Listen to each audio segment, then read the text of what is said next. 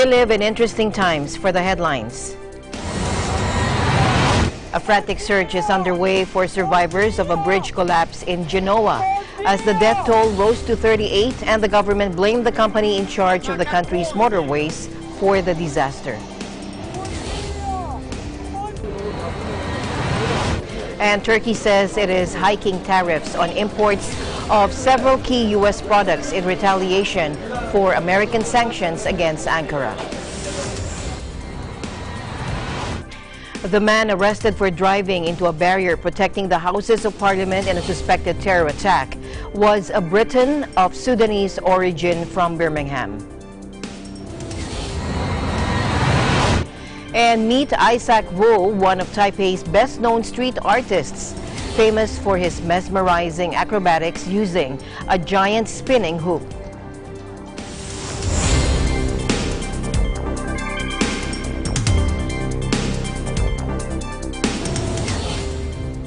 I'm Alma Angeles, wherever you're watching from around the world. Thank you very much for joining us. And now to the news.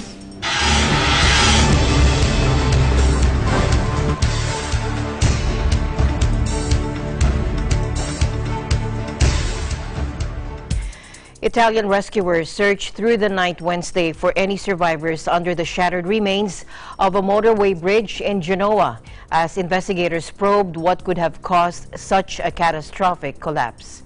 Now, this was the moment when the Genoa bridge structure collapsed. Oddio! Oddio! Oddio santo! More than 30 people were killed when a vast span of the Morandi Bridge collapsed during a heavy rainstorm, sending about 35 cars and several trucks plunging 150 feet onto railway tracks below. A major rescue operation is now underway. Rescuers spent the night within the tangled remains of the bridge under floodlights, and there are fears the death toll could rise in what the Italian government has called an immense tragedy. The collapse came as the bridge was undergoing maintenance work and as the Liguria region, where Genoa is situated, experienced torrential rainfall.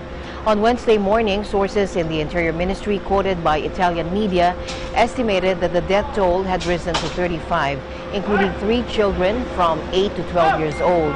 16 people are also wounded, including 12 in serious condition. Italian President Sergio Mattarella said a catastrophe had hit Genoa and the whole of Italy. Tragedia, però è chiaro che dobbiamo, nelle nostre responsabilità, subito programmare un intervento in via straordinaria, perché dobbiamo lanciare un piano di monitoraggio per tutte le infrastrutture. Non possiamo assolutamente consentire che tragedie del genere si possano ripetere. The incident, the deadliest of its kind in Europe since 2001, is the latest in a string of bridge collapses in Italy, a country prone to damage from seismic activity, but where infrastructure generally is showing the effects of a faltering economy. The cause of the disaster was not immediately clear, although weather services in the Liguria region had issued a storm warning Tuesday morning. The National Motorways body said on its website that maintenance works were being carried out on the base of the viaduct, adding that a crane had been moved on site to assist the work. Genoa, home to 500,000 people, is located between the sea and the mountains of northwestern Italy. Its rugged terrain means that motorways that run through the city and the surrounding area are characterized by long viaducts and tunnels. Now, grief in Italy for the now 38 victims of the collapsed motorway bridge in Genoa. It has been mixed with anger on why the structure collapsed. The cause is not yet known, but there have been calls for the heads of the company operating the bridge to resign. The Morandi Bridge was built between 1963 and 1967. It has a maximum span of 219 meters, a total length of 1.18 kilometers. Concrete piers, vertical structures that support the arches of a bridge that reach 90 meters in height. The technology of the pre-stressed reinforced concrete used in the construction was the hallmark of its designer, the celebrated Italian engineer Riccardo Morandi, who died in 1989. Dubbed Patent Morandi M5, he had used the technology for other works, including a wing of the Verona Arena in 1953. The bridge is part of a major highway for residents and tourists. The bridge helps link the Italian coast with the French cities to the west. One eyewitness said he thought he saw lightning hit the bridge shortly before it collapsed. Police say violent storms were partly responsible, but maintenance on the bridge was also taking place when it gave way, and authorities believe the collapse was due to a structural failure. Families in their cars, people going to work, people going on holiday. It could take many hours to find out exactly how many people died and identify them.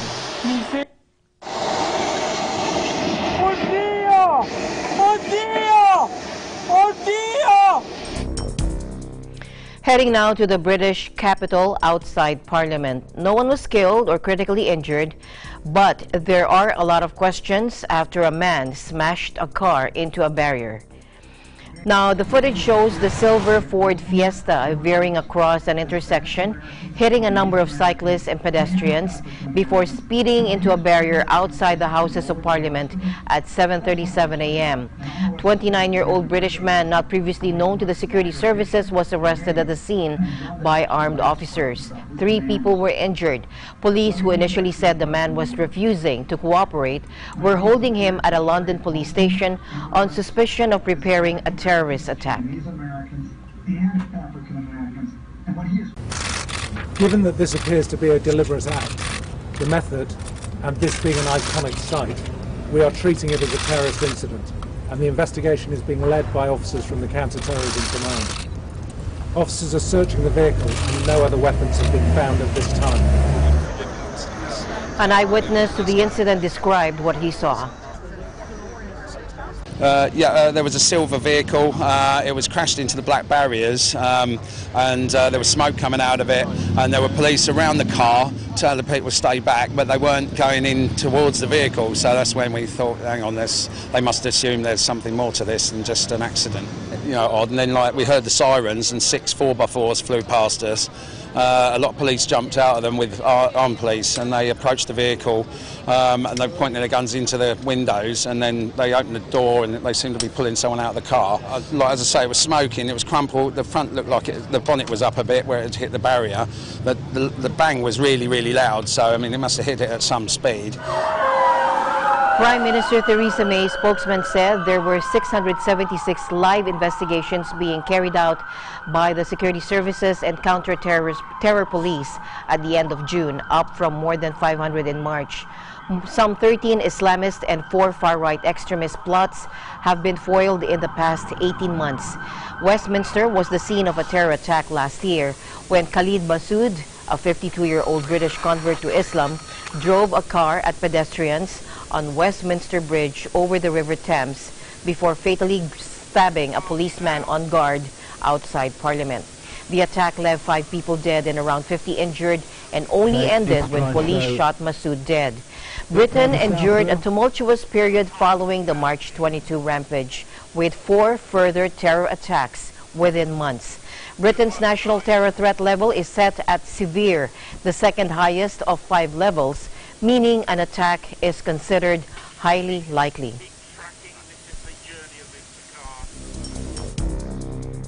Meanwhile, the man arrested for driving into a barrier protecting the Houses of Parliament in a suspected terror attack was a Briton of Sudanese origin from Birmingham, according to media reports. Take a look.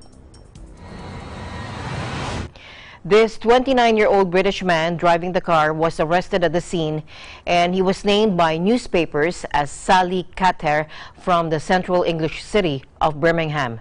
Top police counter-terrorism officer Neil Basu said the suspect was not known to intelligence agencies, but the Times reported he was known to police. The paper reported that Kater is a shop manager in Birmingham and had studied at Sudan University of Science and Technology, citing his Facebook page. Abubakar Ibrahim, a childhood friend, told the paper, "He's not a terrorist. I've known him since childhood. He's a good man." He said Kater was the son of a sorghum farmer and had moved to Britain about 5 years ago in order to earn money to help his family. Now, the Member of Parliament for the Hall Green area of Birmingham, Roger Godsiff, tweeted that the suspect was believed to have been from his area. Police also said on Tuesday they were carrying out searches at 2 addresses in the city as well as an address in nearby Nottingham. Police believe the Ford Fiesta traveled down to London on Monday night, arriving just after midnight. It then drove around the Tottenham Court Road area near Oxford Street before heading to the area at around the Parliament around 6 a.m. The alleged attack took place around 7:30 a.m. Mayor of London, Sadiq Khan, said on Wednesday that he backed the idea of banning vehicles from parts of the area of the attack.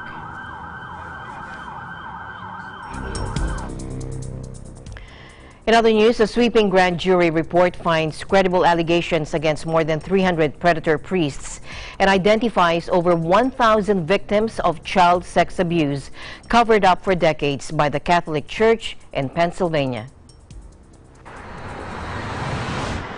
The report is thought to be the most comprehensive to date into abuse in the U.S. Church. But while prosecutors have filed charges against 2 priests, the vast majority of crimes happened too long ago to prosecute under current laws. The report said testimony from dozens of witnesses and 500,000 pages of internal church documents contained credible allegations against more than 300 predator priests and more than 1,000 child victims were identifiable. But the real number was in the thousands, the grand jury estimated, following an exhaustive 2-year investigation, given those children whose records were lost or who were afraid to come forward. The grand jury uncovered credible evidence of sexual abuse against 301 predator priests. The bishops had the key to the secret archives, which contained both allegations and admissions of the abuse and the cover-up. Because of the cover-up, most of the priests identified in the report may never be brought to justice. Shapiro also said most of the accused either are dead or the alleged crimes are too old to prosecute. The vast majority of victims were boys and many were prepubescent. Some manipulated with alcohol or pornography, and some were raped and groped. According to the summary of the report, many of the priests are now dead. The grand jury called for changes in the law that would scrap the statute of limitations for child sex abuse, give victims more time to file civil lawsuits, and tighten legislation compelling people to report abuse they find out about. You see, church officials routinely and purposefully described the abuse as horseplay and wrestling and inappropriate contact. It was none of those things. It was child sexual abuse, including rape, committed by grown men, priests, against children. Now, the report also said despite some institutional reform, individual leaders of the church have largely escaped public accountability. It said, quote, priests were raping little boys and girls, and the men of God who were responsible for them not only did nothing, they hid it all for decades, unquote. Between 5,700 and 10,000 Catholic priests have been accused of sexual abuse in the United States. But only a few hundred have been tried, convicted, and sentenced for their crimes, according to the watchdog Bishop Accountability. Since the abuse crisis became public in the 2000s, the U.S. Church has spent more than $3 billion in settlements, according to Bishop Accountability. The Boston Globe won a Pulitzer Prize in 2003 for work by its investigative team exposing sexual abuse in the Catholic Church. Now that story was turned into Oscar-winning Hollywood movie Spotlight, starring Michael Keaton. Faced with a growing number of cases worldwide and repeated criticism over the Church's response, Catholic Pope Francis in 2013 brought in new legislation covering child sex abuse and pornography and sentences up to 12 years for priests. Nothing. We understand you've settled several cases against the church. I can't discuss that. There aren't any records of any of these settlements. To other news now, Russian President Vladimir Putin is ready to meet with North Korean leader Kim Jong-un at an early date, according to the North State media, amid a rapid diplomatic thaw on the peninsula. President Putin invited Kim and the South's President Moon Jae-in in June to an economic forum in Vladivostok next month, although it's not known whether the North Korean leader responded to the invitation. In a message to Kim on the North's National Liberation Day, marking the end of Japanese rule over Korea at the end of the Second World War, President Putin reiterated his intention for a summit. The message didn't offer a specific date for the meeting. President Putin expressed hopes to further develop, quote, reciprocal cooperation, including the realization of the tripartite project that would also involve South Korea. Kim also sent a message to President Putin, according to KCNA, noting the valuable tradition of their joint wartime struggle against Japan was the strong roots of their bilateral relations. The message gave no response to President Putin's invitation, although KCNA did not make it clear if Kim's message came before or after the letter from Moscow. The rapid diplomatic thaw on the Korean peninsula since the Winter Olympics has seen Kim meet with his South Korean counterpart Moon Jae-in twice, as well as Chinese President Xi Jinping and U.S. President Donald Trump.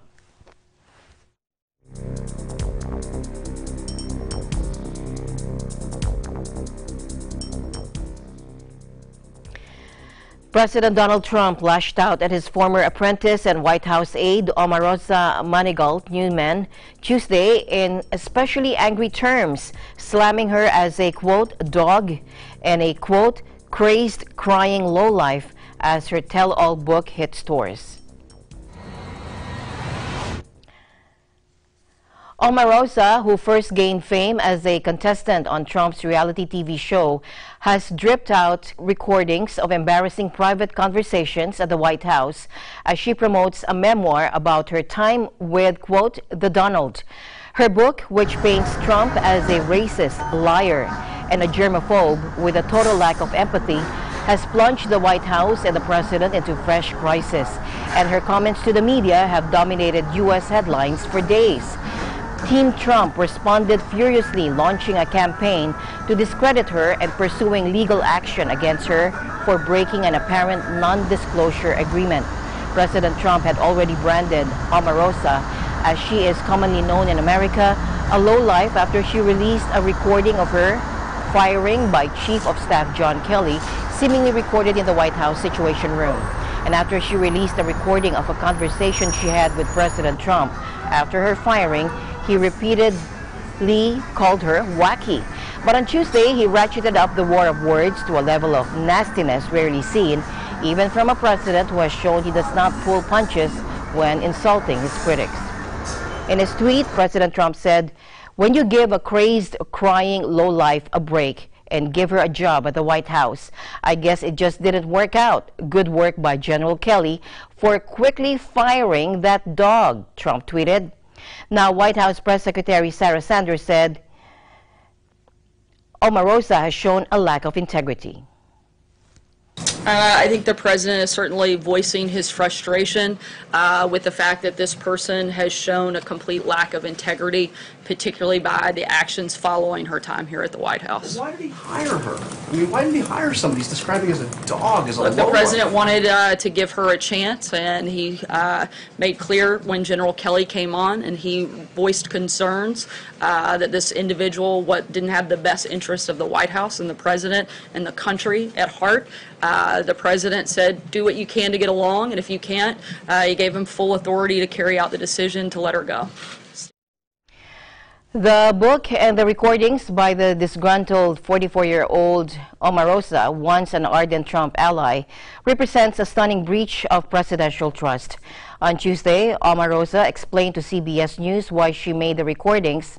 She said, quote, "I'm the kind of person who covers her own back in Trump world. Everyone lies." Meanwhile, despite Trump's denials, White House spokeswoman Sarah Sanders said she could not guarantee the president had never used racial slurs. Tell you that the president addressed this question directly. I can tell you that I've never heard it. I can also tell you that if myself or the people that are in this building serving this country every single day, doing our very best to help people all across this country and make it better, if at any point we felt that the president was who some of his critics claim him to be, we certainly wouldn't be here. I think, like most people that worked with her, very disappointed that she would go to such a self-serving and somebody who blatantly cares more about herself than our country to make up some of these outrageous claims and accusations. Look, she worked here for a year and didn't have any of these things to say. In fact, everything she said was quite the opposite. And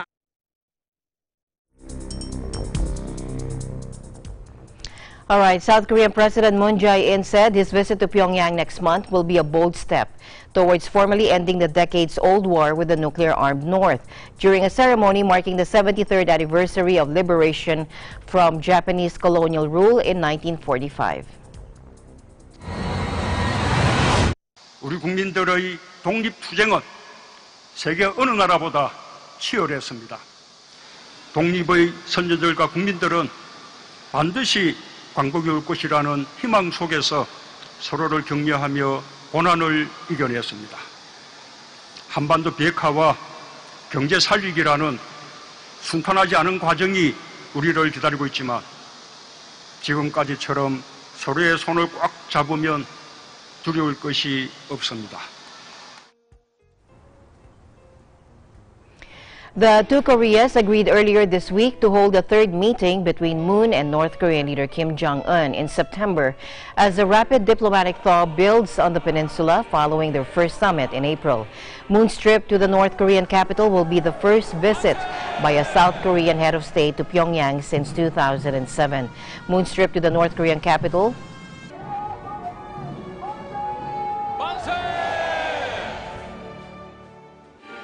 bold step towards declaring an end to the war and a peace treaty, Moon said at the ceremony marking the 73rd anniversary.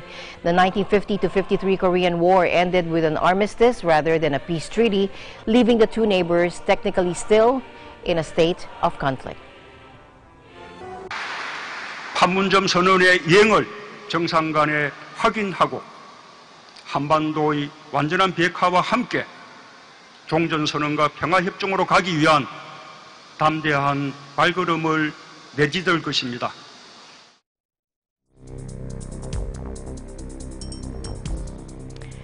In other news now, Japan's Emperor Akihito on Wednesday expressed deep remorse about his nation's wartime acts as Tokyo marked the 73rd anniversary of the end of World War II.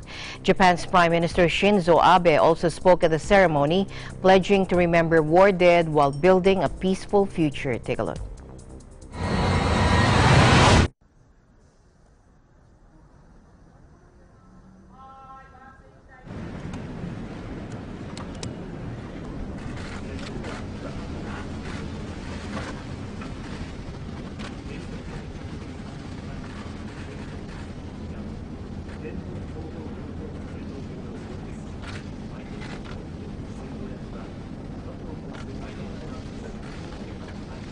ここに過去を顧み、深い反省とともに今後戦争の惨禍が再び繰り返されぬことを切に願い、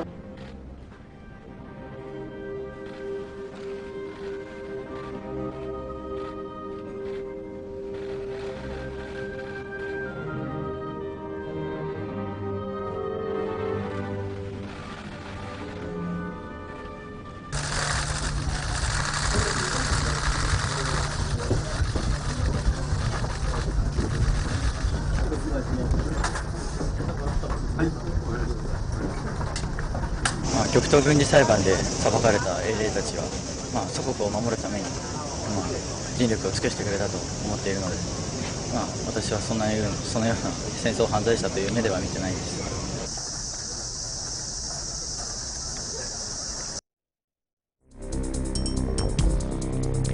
To the Philippines now, senators filed a resolution opposing MMDA or Metropolitan Manila Development Authority's ban on single occupancy vehicles on EDSA.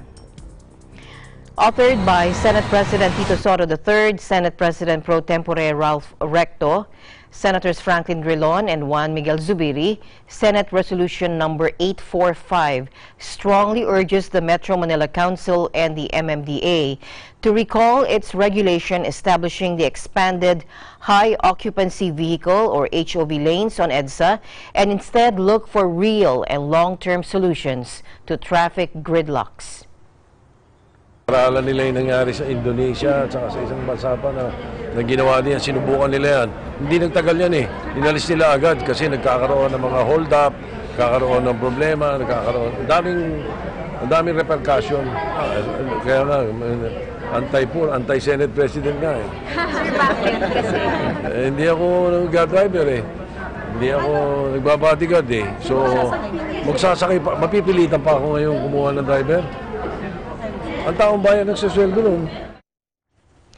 Recto also aired disapproval on the established regulation. He said there's no net reduction of vehicle volume in general. In short, it'll just divert EDSA's problem to other highways. He added that cars and motor vehicles are no longer considered a luxury but a necessity. The Senate resolution points out that the driver-only ban of the MMDA would effectively deprive thousands of people of the use of the country's major thoroughfare since it would be in effect during the working and commuting hours of the week.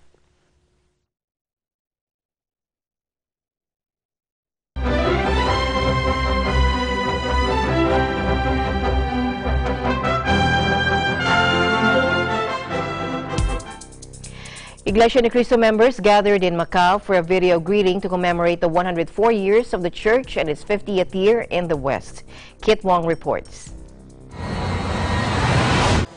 Members of the Iglesia ni Cristo, or Church of Christ, in Macau gathered here to take a video greeting in celebration of the church's 104th anniversary and 50th anniversary in the West since its establishment on July 27, 1914. Despite the typhoon signal number 3 weather condition, members of the Iglesia ni Cristo Church of Christ in the local congregation of Macau and Taipa have assembled in Namwan Lake for a video greetings to all the members of the Church of Christ around the world for its 104th anniversary in the Far East and the 58th in the West. The members were very happy as this day also marks another history for the local congregations in Macau have become a newly established district. Therefore, with the leadership of their appointed district minister, Brother Celestino Brasafa, they have expressed their heartfelt gratitude to the church administration for allowing their local to become a new district, which is the ecclesiastical district of Macau. The members have also pledged to the executive minister of the church, Brother Eduardo V. Manalo, that they will never extinguish the fire of the Holy Spirit. Masayang-masaya po ang mga kapatid po dito sa lokal ng Macau at sa lokal ng Taipa ng pinagtibay po ng ating pong mahal na tagapamahalang pangkalahatan na maging bukod po na distrito ang Macau po. Kaya nagpapasalamat po ang lahat ng mga kapatid po dito sa lokal ng Macau at lokal ng Taipa, kapatid ni Eduardo B. Manalo. Maraming salamat po at happy 104th anniversary po at 50 years in the West. Salamat po. Napakasaya po namin dito sa Macau dahil ipinasya po ng aming tagapamahalang pangkalahatan, ang kapatid na Eduardo V. Manalo, na ang amin pong lugar ay maging distrito po ng Macau, at kami po ay nangangako in behalf po ng mga kasama at kapatid po dito sa lokal ng Macau sa Bar Extension at sa lokal po ng Taipa na patuloy po kaming magiging kaisa ng aming namamahalang kapatid Eduardo V. Manalo sa lahat po ng mga aktibidad na kanilang inilunsad para po hindi po namin patayin ang ningas ng Espiritu Santo. Buong puso po kaming nagpapasalamat sa kapatid na Eduardo B. Manalo sa pagpapahintulot po niya na ito po ay babukod bilang distrito. Ito po ay distrito po ng Macau. At umasa po kayo na kami po ay lubos na makikipagkaisa sa lahat po ng aktibidad sa loob ng iglesia sa pangunguna po ng aming tagapangasiwa ng distrito. Maraming salamat po sa inyo. Mahal na mahal po namin kayo. Masaya po ang mga kapatid dito sa Macau mula po ng pinasyahan ng ating tagapamahalang pangkalahatan na ito po ay maging isang bagong distrito. Kaya nagpapasalamat kami ng napakarami, una po sa ating pinakamamahal na tagapamahalang pangkalahatan, ang kapatid na Eduardo B. Manalo sa kanyang pagmamahal at pagmamalasakit po sa aming kapakanan. Umasa po kayo na kami po ay kaisa sa damdamin ng namamahala sa pagsinop, sa pangangalaga sa iglesia at sa lahat ng mga aktibidad sa loob ng Iglesia ni Cristo. Susulong po ang lahat ng gawain dahil sa ito po'y aming utang na loob sa Diyos at sa ating namamahala sa loob ng iglesia. Maraming salamat po kapatid na Eduardo Manalo. Mahal na mahal po namin kayo at amin pong pinakamamalang inyong buong sambahayan. From Macau, I am Kit Wong reporting for Eagle News, and I am one with 25. Thank you, Kit, and Eagle News International will be right back.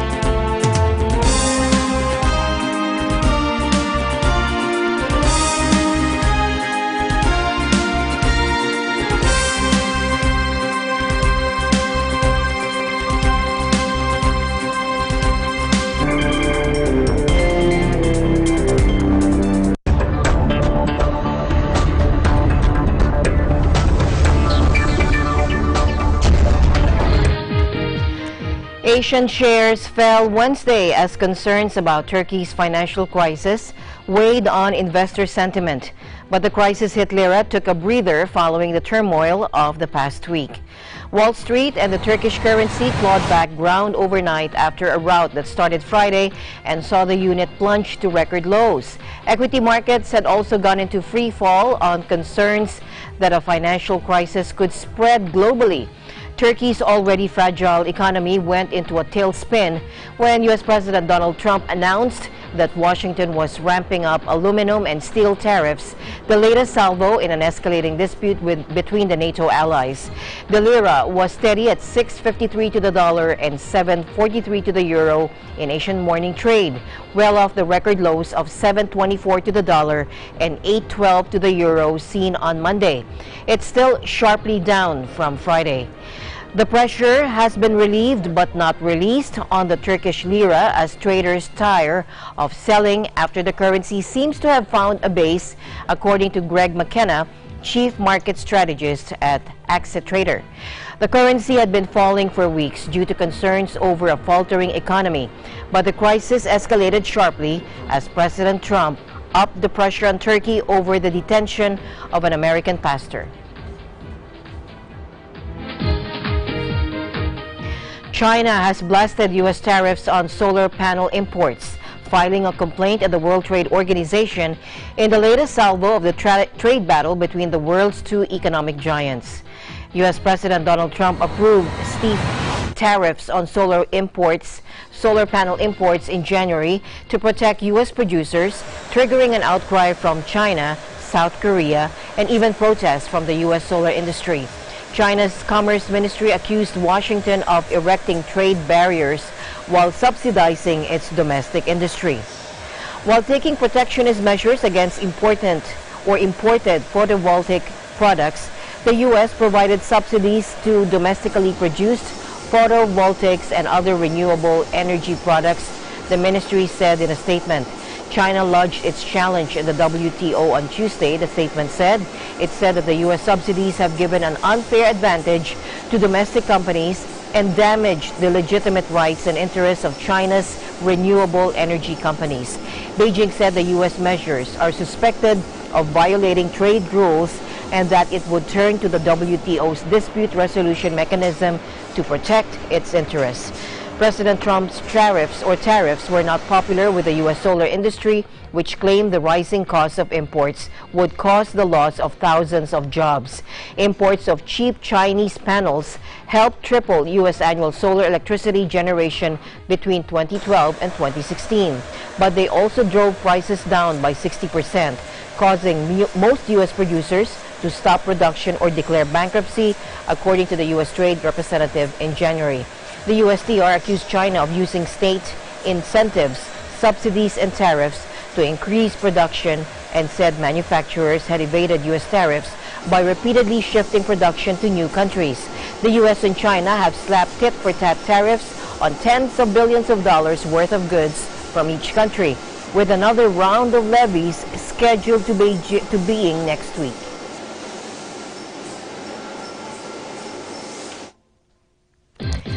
Turkey is hiking tariffs on imports of certain U.S. products in response to American sanctions on Ankara that caused the value of the lira to plunge, according to a decree published on Wednesday. Turkish Vice President Fuat Oktay said that the rises were ordered within the framework of reciprocity in retaliation for the conscious attacks on our economy by the U.S. administration. The hikes were published in Turkey's official gazette in a decree signed by President Recep Tayyip Erdogan. The move comes after U.S. President Donald Trump announced that the U.S. was doubling steel and aluminum tariffs on Turkey as the two NATO allies row over the detention by Turkish authorities of American pastor Andrew Brunson. The tensions and the tariff hike by the U.S. have caused the Turkish lira to bleed value, fanning fears the country is on the verge of an economic crisis that could spill over into Europe. Erdogan has repeatedly described the crisis as an economic war that Turkey will win. The decree said that the move brought tariffs to 50% on imports of U.S. rice, to 140% on hard alcoholic drinks like spirits, 60% in leaf tobacco, and 60% on cosmetics. The tariffs on auto imports are now up to 120% depending on the type of vehicle. Earlier, President Recep Tayyip Erdogan said Turkey would also boycott U.S. electronic goods.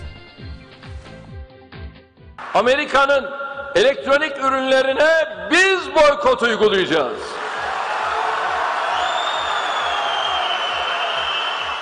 Onların iPhone'u varsa öbür tarafta Samsung var. Erdogan also said Turkey was facing an economic attack and a bigger, deeper operation. They don't hesitate to use the economy as a weapon, he said. What do you want to do? What do you want to achieve? He added, referring to the U.S. And as the crisis deepened between the U.S. and Turkey, Turks gave mixed reactions to President Erdogan's call to boycott U.S.-made electronic devices. Take a look.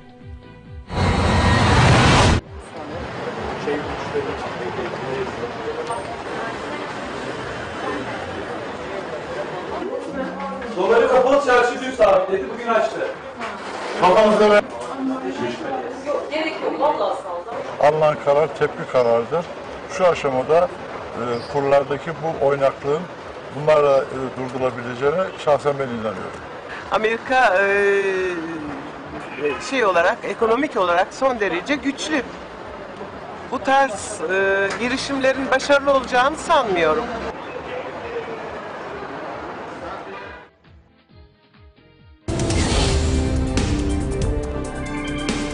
We'll take another break. Eagle News International will be right back. Stay tuned.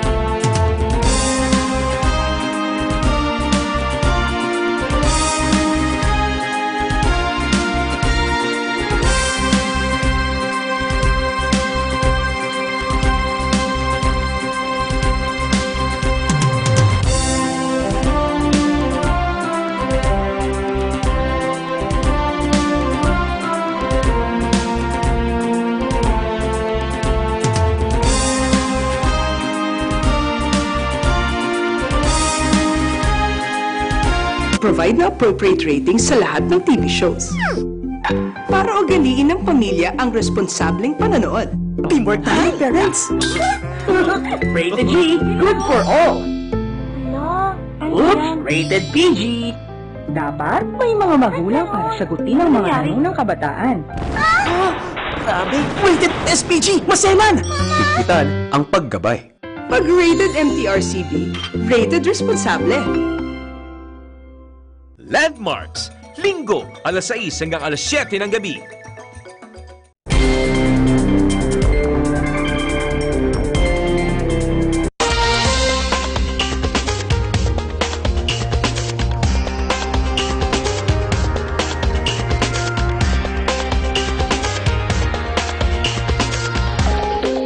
Welcome back. Man-made global warming and a natural surge in Earth's surface temperature will join forces to make the next 5 years exceptionally hot, according to a study published on Tuesday.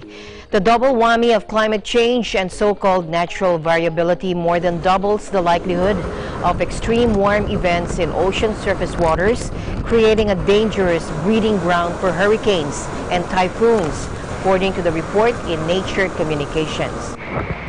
This warm phase is reinforcing long-term climate change, lead author Florian Sevelec, a climate scientist at the University of Brest in France, told AFP. This particular phase is expected to continue for at least 5 years. Earth's average surface temperature has always fluctuated. The likelihood of a marine heat wave or other ocean warming events is predicted to increase by 150%. The Paris Climate Treaty calls for capping global warming at well below 2 degrees Celsius or 3.6 degrees Fahrenheit and 1.5 degrees Celsius if deemed feasible. On current trends, however, Earth is on track to heat up by twice that much before the end of the century.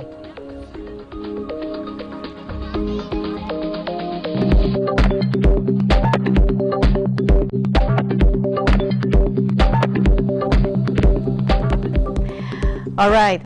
Meet Isaac Wu, one of Taipei's best-known street artists, famous for his mesmerizing acrobatics using a giant spinning hoop. Take a look.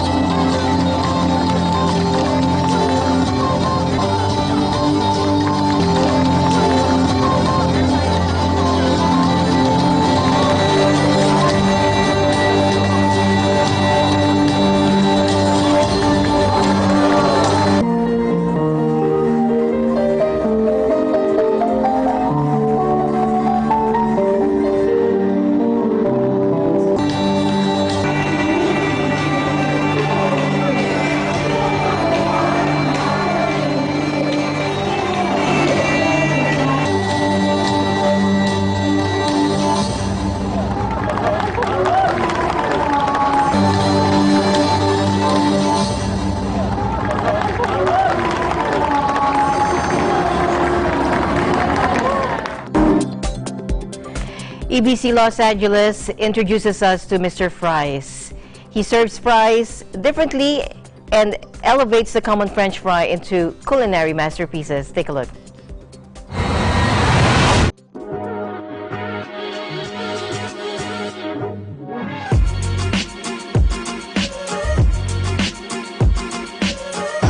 Hi everyone.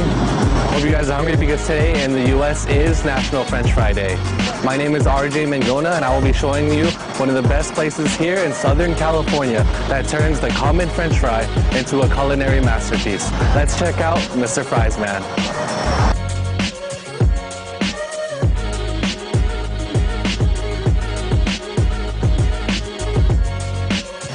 What I provide is good food, great food, comfort food, make everybody come in, feel good, feel great.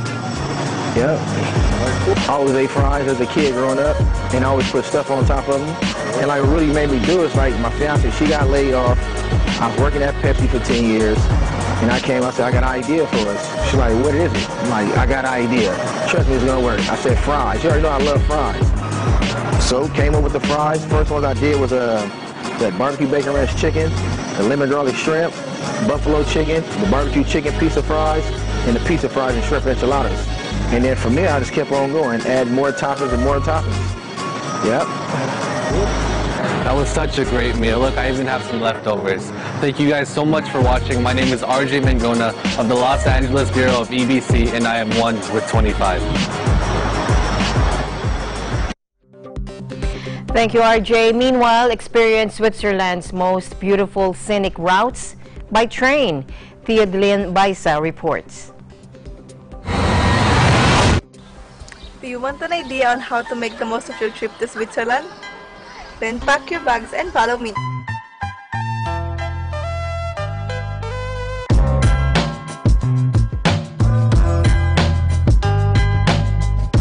When planning a trip to Switzerland, let's think of our travel must-haves.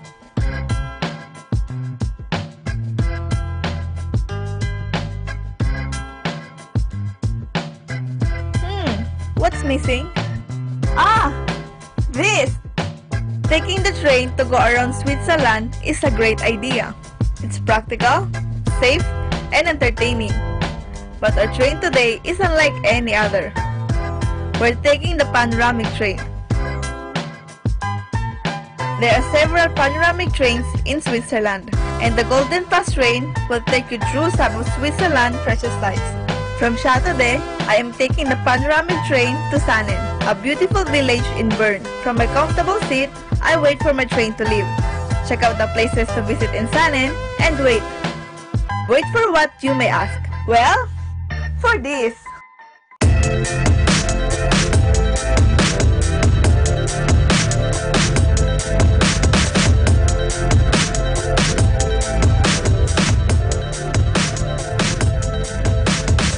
Switzerland has so much to offer, and a trip on one of its panoramic trains promises to delight and captivate each of its passengers. On its own, the journey on the panoramic train is already a wonderful sightseeing trip. It makes your travel time truly worthwhile and unforgettable. The train has full large windows to provide a maximum views of the Swiss landscape, and has a special track through the mountains for a spectacular train trip. It makes you even more look forward to reach your destination, or ironically, even forget about it somehow. Where am I going again?